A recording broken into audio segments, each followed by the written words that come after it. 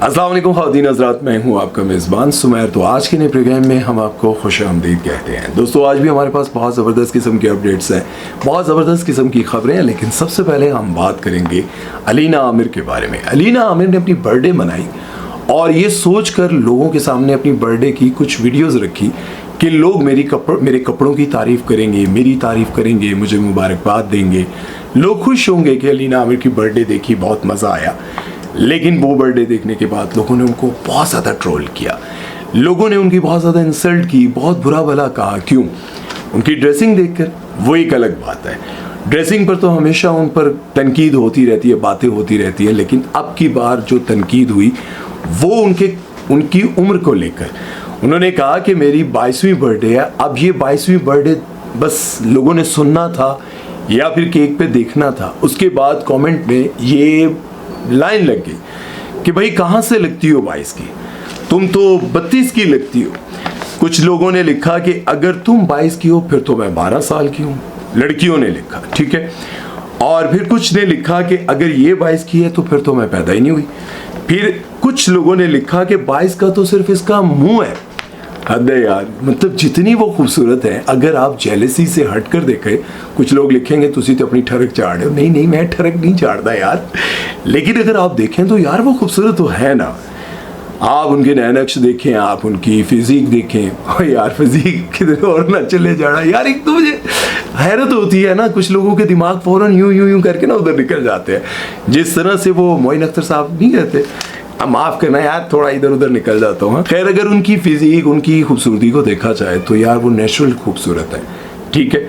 Dressing की अगर बात की जाए तो बहुत ज़्यादा बोल्ड ड्रेसिंग होती है, उसमें कोई शक नहीं। वो अक्सर ऐसे कपड़े पहन लेती है कि मतलब देखने के बाद बंदा कहता है कि यार ये पाकिस्तानी नहीं हो सकती, या फिर पाकिस्तान में नहीं रहती, या फिर एक मुस्लिम घराने में। ज़ाहिर है ऐसी चीज़ें देखने के बाद मैं भी एतराज़ करता हूँ।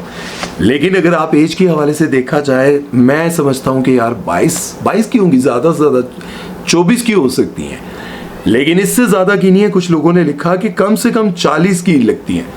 भाई 40 की कहाँ से लगती हैं भाई, खुदा का नाम लो। एक ने लिखा कि इतना बड़ा झूठ बोलने से पहले बंदा शीशा देख लेता है, ठीक है भाई। कौन सा झूठ बोल रही हैं यार, आप मुझे बताएं। अलीना आमिर 22 से ज़्यादा की लगती हैं। अब एक बंदा बर्थडे मनाता है और वो लगाता है जी इंस्टा पर कि मेरे लोग, मेरे दोस्त, मेरे फैंस मुझे देखेंगे, खुश होंगे। लेकिन खुश होने के बजाय लोगों ने लिखना शुरू कर दिया, तू बाई की तू लग दी है यार, तू तो सानू आंटी लग दी है, तू तो मेरे तो भी वड्डी है यार। एक जो लड़कियों में ये लड़ाई है ना, तुमने मुझे आंटी बोला है, आंटी बोला कैसे, मैं ये बताओ तुम यार। अच्छा, कुछ ऐसी हैं जिन लड़कियों को ये पता चल जाए कि इसका एक बच्चा है, चाहे वो छोटी एज की है। मैंने बहुत सारी ऐसी लड़कियों को देखा, वो डायरेक्टली बोल देंगी आंटी। हाँ, बेशक उसकी और उस लड़की जिसकी शादी हुई है, जिसका एक बच्चा है, उसकी एज में ज़्यादा फ़र्क ना हो, बस उसको पता चल गया कि इसकी शादी हुई है, इसका एक बच्चा है, फ़ौरन आंटी। भाई सबसे पहले तो आपको आंटी नहीं कहना चाहिए। अगर आपको पता चल जाए ना कि यार, और सबको पता है कि यार लड़कियों में ये बात बहुत बुरी लगती है, अजीब लगती है, लेकिन उसके बावजूद वो ज़िद से कहती हैं एक दूसरे को आंटी। अच्छा, मैं आपको बताऊं, मैंने बहुत साल पहले मैंने ये सोच लिया था कि मैं किसी को अंकल नहीं बोलूँगा, मैं किसी को इस तरह का वर्ड यूज़ नहीं करूँगा कि उसको बुरा लगे। मैंने सीखा था कि मैं सर बोलूँगा। सर कैसे आप, ठीक है सर, और सुनाएं, ठीक है। सर बोलने से ये होता है, या मैम बोलने से ये होता है, या फिर आप ही बोल दें, मतलब उसको कम से कम ये एहसास तो ना हो कि यार ये क्या कर रही है, ये तो मेरी हम उम्र है, 1-2 साल का फ़र्क होगा। अब कुछ शरीफ लड़कियां होती जो बोलती नहीं है, कुछ ऐसी ओए होए मुंह फट आंटियां होती हैं जो असल में वो रो कर पूछती हैं, तुम्हें मुझे आंटी बोला क्यों है? ये आंटी किसको बोल रहा है अभी? आपको क्यों नहीं, मुझे क्यों आंटी बोल रहा है आपने? अच्छा, एक और मैं आपको वाकया सुनाता हूँ। आप लोगों ने एक ड्रामा देखा होगा, मायरी। ये ड्रामा बहुत हिट हुआ था और इसमें ऐना आसिफ आई थी। ऐना आसिफ की उस वक्त एज थी 14 साल। आप जब मैंने वीडियो बनाया और मैंने बताया कि ऐना आसिफ 14 साल की और इस एज में उन्होंने इतना मतलब मकाम हासिल कर लिया है, रातों रात वो सुपरस्टार बन गई। जब मैं उनके बारे में बता रहा था यार, नीचे और कोई कमेंट नहीं था, सिर्फ इसके कि ऐना आसिफ 14 साल की लगती कहाँ से। भाई ये तो मैं नहीं तो दस सकना ना कि कित्थों वो लगने। भाई जो उनकी एज है वो आपने खुद देखनी है। भाई वो 14 साल की थी, लेकिन आपको नहीं लगती थी।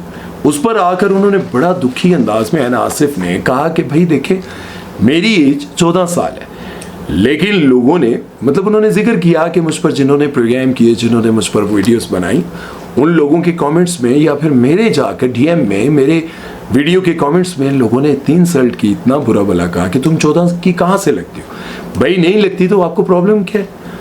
आपको क्या जरूरत पड़ी है कि उसको ये कहना? अच्छा, आप सोच रहे होंगे कि मैं बहुत ज़्यादा तरफदारी करूं। मैं इसलिए कर रहा हूं कि जो लोग मुझे देख रहे हैं उनमें से कुछ ऐसे हैं जिनको ये चीज़ें पता है कि जब आप किसी को जानबूझकर अंकल आंटी कहते हैं तो उनको तकलीफ होती है, दुख होता है कि भाई मेरे तो तुम हम उम्र हो और मुझे तुम अंकल बोल रहे हो या मुझे तुम आंटी बोल रहे हो। फाद मुस्तफ़ा को एक छोटी सी बच्ची ने एक प्रोग्राम में अंकल बोला था, उसने कहा अंकल नहीं बोलना। यहाँ कौन अंकल है? What is wrong with you? Fahd भाई तो लड़का है, ये हुई ना बात। और आपको पता है हमारी शोबिज़ इंडस्ट्री में एक रिवाज है, बुशरा अंसारी जी को आज तक किसी ने आंटी बोला नहीं, बोला बुशरा आपा बोलते हैं। इसी तरह से सबा फैसल हो, सबा कमर हो, कोई भी जूनियर होगा तो वो आपा बोल देगा। सबा कमर को तो कोई भी आपा नहीं बोलता। आपा उनको बोलते हैं जिनको दादी बोलना चाहिए, लेकिन उसके बावजूद वहां पर नहीं बोला जाता। क्यों? क्योंकि सब ये बात जानते हैं कि आपा कहने से मामला सिमट जाएगा, लेकिन अगर आंटी, दादी, चाची कुछ भी बोला तो फिर लड़ाई हो जाएगी। और आपको पता है निदा यासिर भी इस पर बात कर चुकी हैं। उन्होंने कहा कि हमारे घर में बहुत सारी ऐसी स्टार्स आती थी जिनको मैं आंटी बोला करती थी, लेकिन जब मैं प्रोग्राम करने या फिर मैं एक्टिंग करने के लिए गई तो वहाँ जब मैंने बोला तो उन्होंने मना कर दिया कि यहाँ आंटी नहीं चलेगा, यहाँ आपको मुझे आपा बोलना पड़ेगा। और ये रिवाज है और मैं ये समझता हूँ कि बहुत अच्छा रिवाज है। ठीक है, इसी तरह मैं ये समझता हूँ कि आप लोगों को भी ख्याल करना चाहिए। अब कुछ लोगों को लग रहा होगा कि शायद अलीना आमिर की एज के हवाले से मैंने ज़्यादा बात की। मैंने इसलिए ये बात की कि आपके इर्द गिर्द बहुत सारी ऐसी ख़वातीन होती हैं जो हालात की वजह से, किसी बीमारी की वजह से थोड़ी बड़ी लगने लग जाती है, या फिर उनकी एज ऐसी लगने लगती है कि ये बड़ी हैं, लेकिन एक्चुअली वो होती नहीं है। तो आपको क्या फ़र्क पड़ता है कि अगर आप उनको आप ही बोल दें, उनका दिल खुश हो जाएगा। जब आप उनको आप ही बोलेंगे उनका दिल खुश होगा और लगेगा कि यार ये कितनी अच्छी है, इसने मुझे आंटी नहीं बोला।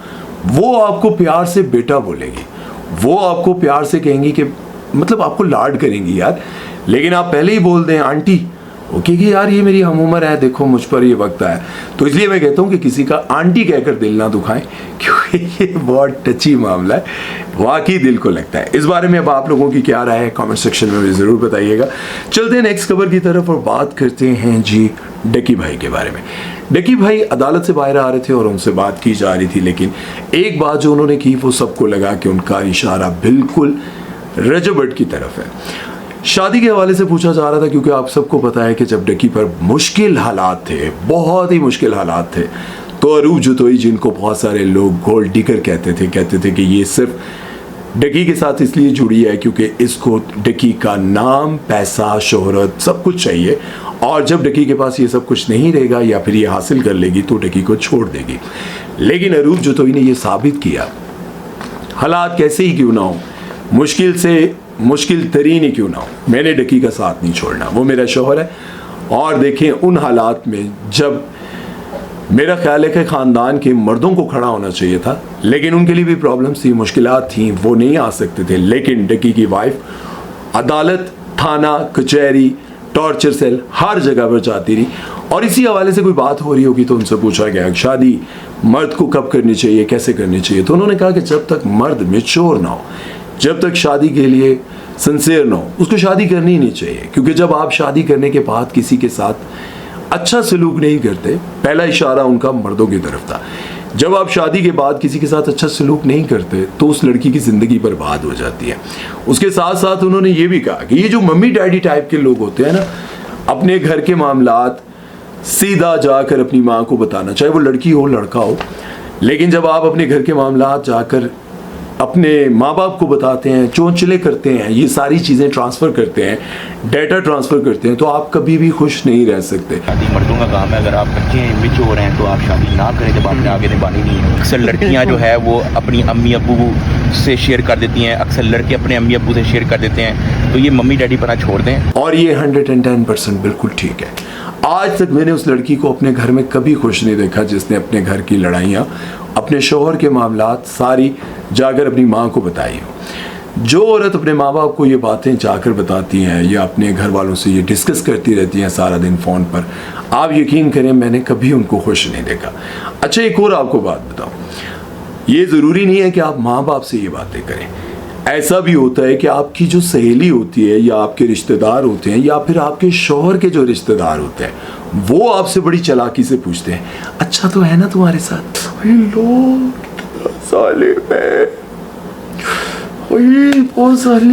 भाई उसने जुल्म इतना किया नहीं होगा जितना उसने सुनकर आपको मजलूमियत आपके ऊपर तारी कर दी होगी।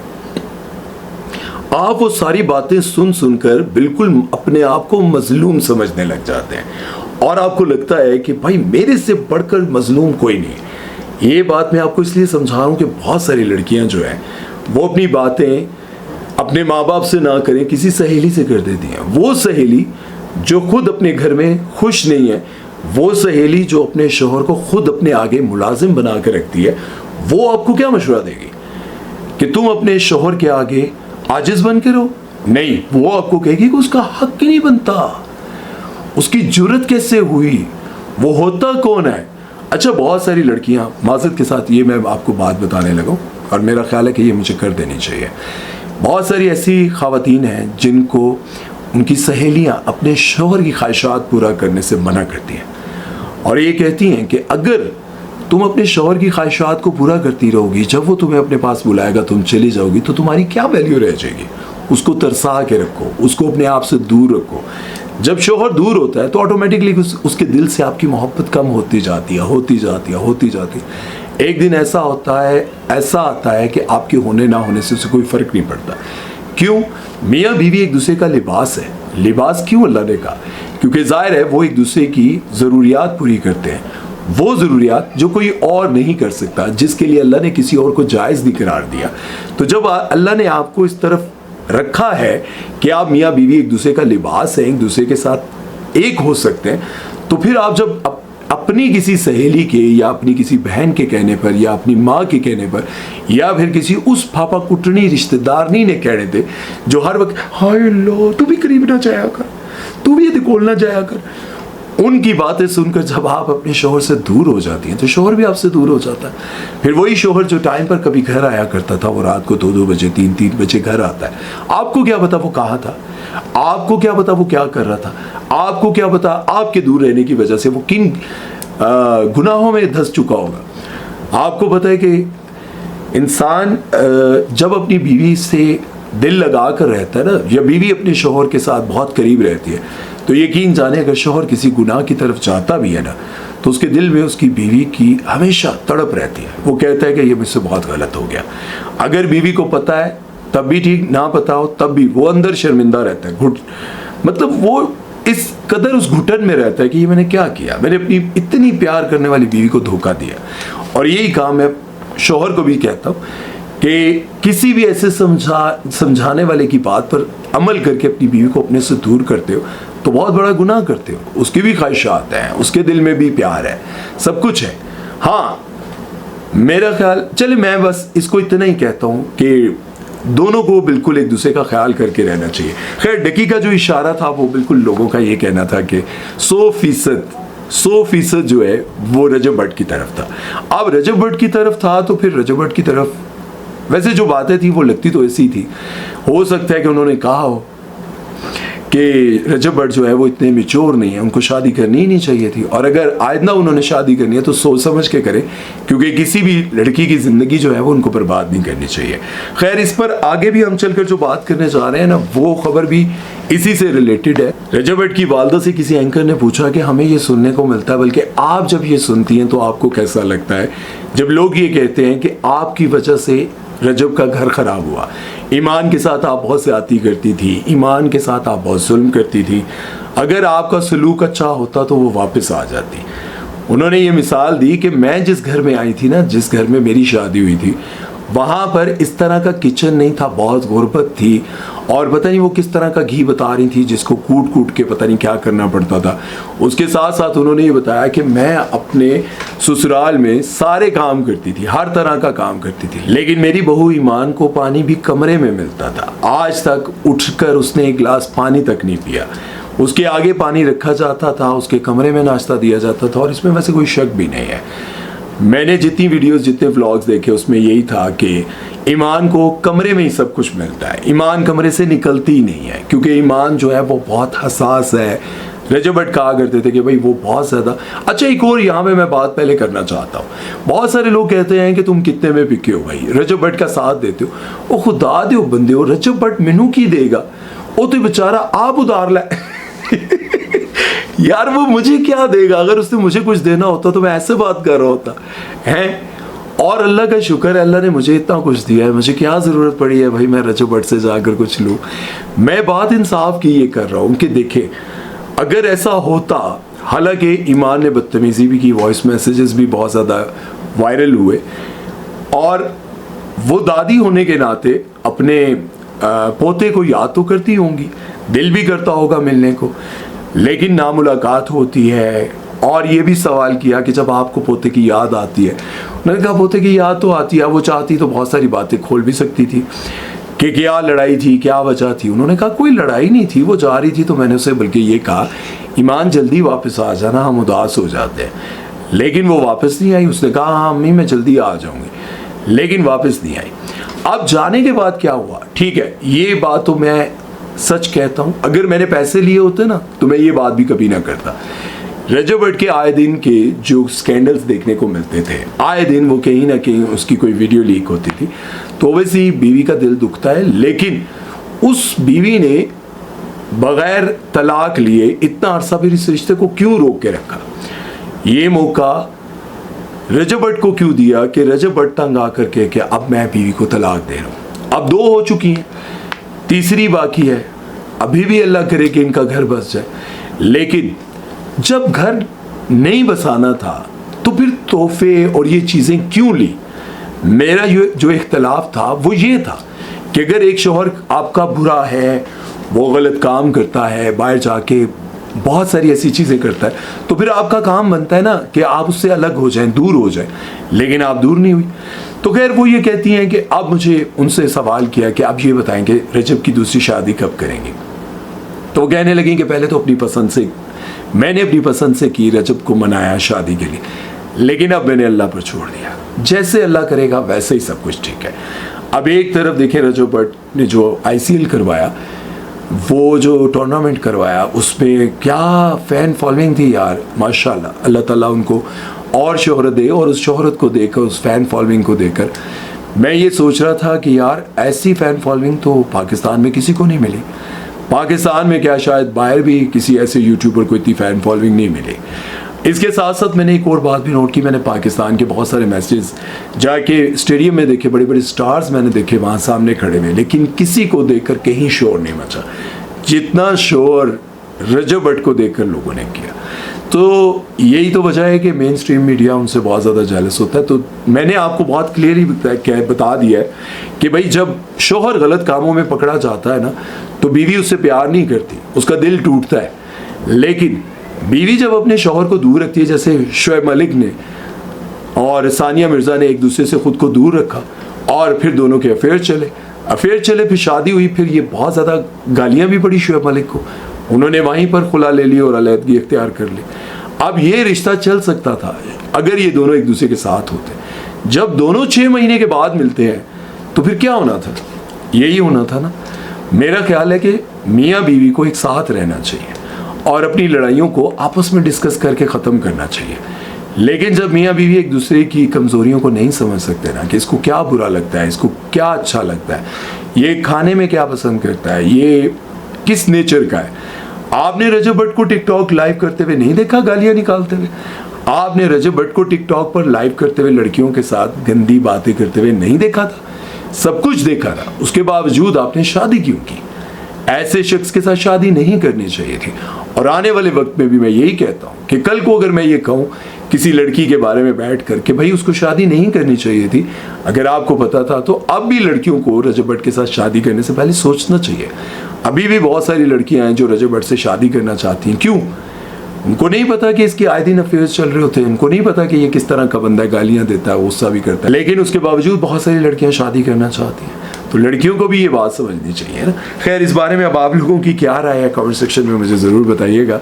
और एक दादी होने के नाते जब अपने बेटे अपने पोते की याद आती है तो उनको क्या करना चाहिए, ये भी आप लोगों ने कमेंट सेक्शन में लाजमी लिखना है। चलते हैं नेक्स्ट खबर की तरफ और बात करते हैं जी शाहिद अफरीदी के बारे में, जिनको बहुत ज़्यादा फेमिनिस्ट जो है वो गालियाँ और बहुत कुछ कह रहे हैं और कह रहे हैं कि दकियानूसी और नैरो माइंडेड, पता नहीं बहुत कुछ का। एक स्कूल का सालाना फंक्शन हो रहा था और वहाँ पे शाहिद अफरीदी को माइक दिया जाता और कहा जाता है कि आप बोलें, क्या बोलना चाहते हैं। सबसे पहले तो आपको पता है कि आजकल लोग जो हैं वो शाहिद अफरीदी के बहुत ज़्यादा खिलाफ हैं और आप सबको पता है क्यों खिलाफ है।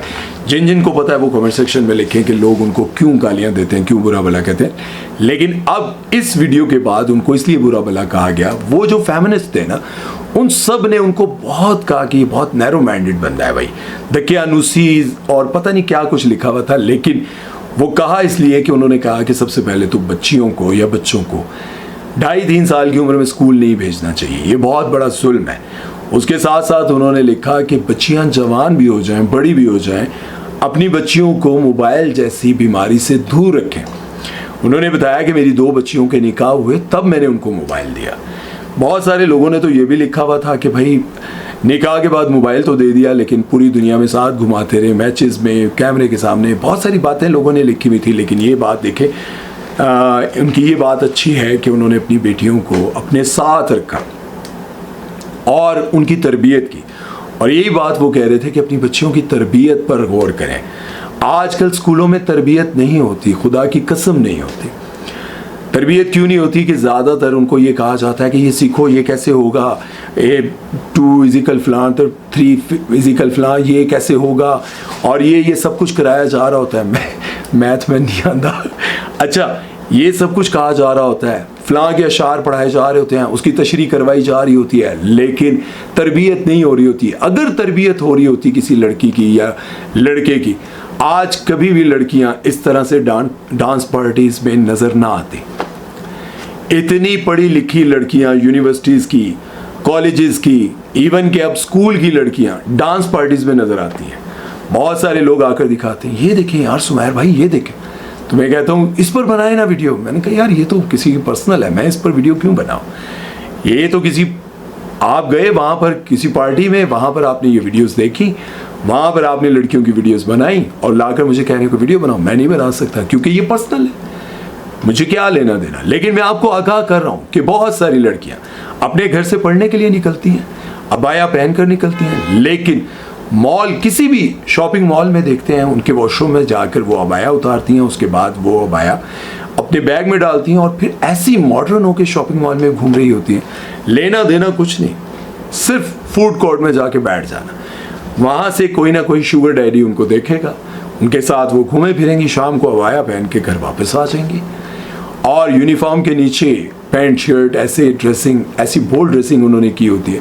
उनको पता होता है कि मेरे घर के बहुत सारे लोग गरीब हैं, वो ऐसे बड़े मॉल्स में नहीं आएंगे, उनका क्या काम है इस मॉल में आना। और वहाँ पर वो बिल्कुल ईजी होकर घूमती फिरती हैं, वहीं से वो अपना शिकार ढूंढती हैं, घूमने के लिए निकल जाती हैं। लेकिन इसका ये मतलब नहीं है कि ये जो शरीफ घराने की लड़कियां वो भी ऐसा करती होंगी। खुदा की कसम, मैं पहले भी आपको बता चुका हूँ कि एक लड़की मैंने देखी, मैं हैरान हो गया। एक गरीब घराने की लड़की ने पैंट शर्ट पहनी हुई बहुत कस के, और एक ऐसी लड़की जो फुल पर्दे में थी और नकाब के अंदर से खाना खा रही थी। जब मैं बाहर निकला तो वो जो लड़की थी ना, जो नकाब के अंदर से खाना खा रही थी, उसकी गाड़ी मर्सिडीज थी, अप मॉडल की मर्सिडीज थी। लेकिन जो मॉडर्न होकर घूम रही थी वो उन्होंने बाइकिया करवाया था। और सॉरी, बाइकिया कह गया, वो क्या होती है, उबर करीम जो गाड़ी होती है, उस पर वो जा रही थी। तो देखा जाए तो वो इतनी अमीर लड़की, इतने पर्दे में और सख्त पर्दे में, वो ज़्यादा मुझे अच्छी लगी बनिस्बत उसके कि एक गरीब घराने की लड़की आई बहुत मॉडर्न बन के। वो हालांकि अपनी तरफ से बहुत कुछ शो ऑफ करने की भी कोशिश कर रही थी, लेकिन नज़र और तारीफ सिर्फ उस लड़की की हुई जो पैसा होने के बावजूद भी जिसने अपने आप को ढक के रखा हुआ था। खैर, बाद में ये कह रहा था कि तरबियत बहुत ज़रूरी है।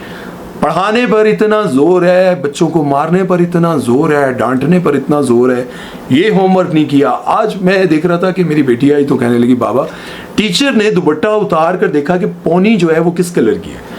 इतना शोर किया कि ये ब्लैक क्यों नहीं है। इतना ही शोर और इतनी ही तवज्जो बच्चों की तरबियत पर की जाती। तो मैं कहता हूँ कि आज हमारे बड़े बड़े ओहदों पर बैठे हुए ऑफिसर्स या फिर हमारे बड़े बड़े सियासतदान जो हैं वो कभी करप्शन ना करते, वो कभी लोगों पर जुल्म ना करते, वो कभी अपने बैंक बैलेंस और अपना पैसा बाहर ना लेकर जाते, चोरी ना करते। ये सब कुछ कोई भी ना करता अगर तरबियत होती। लोग कहते हैं ना कि कैसे होगा मुल्क सही? मुल्क तब सही होगा जब तरबियत होगी। तरबियत कैसे होगी? अपने बच्चों को बताएं ना भाई चोरी नहीं करनी, अपने बच्चों को रोज बताएं भाई बड़े अफसर बनना, जो मर्जी करना, चोर बने तो क़यामत के दिन मैं तुम्हें अपने सीने से नहीं लगाऊंगी। माँ बोले, बाप बोले कि मेरी शफकत, मेरी दुआएं तुमसे हमेशा के लिए दूर हो जाएंगी। बार बार कहें ताकि उसे याद रहे और ये बात बताएं उसे कि अल्लाह नाराज हो जाएगा। नबी करीम सल्लल्लाहु अलैहि वसल्लम आपको आखिरत में कभी गले नहीं लगाएंगे, अपने साथ जन्नत में नहीं लेके जाएंगे। ये बार बार बच्चों को बताएं। खैर, जब वो ये कह रहे थे शाहिद अफरीदी कि भाई जिस तरह से मैं टीचर्स को भी कहता हूँ कि आप अपने बच्चों पर सबसे ज़्यादा इस चीज़ पर तवज्जो दें कि वो उनकी तरबियत हो। जब तरबियत अच्छी होगी तो ऑब्वियसली वो बच्चे जो हैं एक उनकी ज़िंदगियाँ अच्छी होंगी।